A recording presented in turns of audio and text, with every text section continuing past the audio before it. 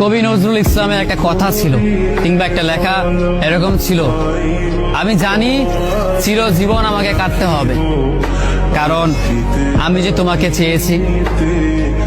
আসলেই আমি যে তাকে চেয়েছি এই জন্য আমাকে সারা জীবন কাটতে হবে, কারণ আমি তাকে কোনোদিন পাবো না, আর পাইনি বলে আমার কান্না করতে হয়। তাকে আমি প্রচন্ড ভালোবাসি বলেই আমার কান্নাটা আসে, তাকে আমি আমার করে পাইনি বলেই আমার কষ্টটা হয়। কবি নজরুল ইসলামের লেখাটা খুব দারুণ ছিল। আসলেই তাকে পাইনি বলে আমাকে সারা জীবন কান্না করতে হবে।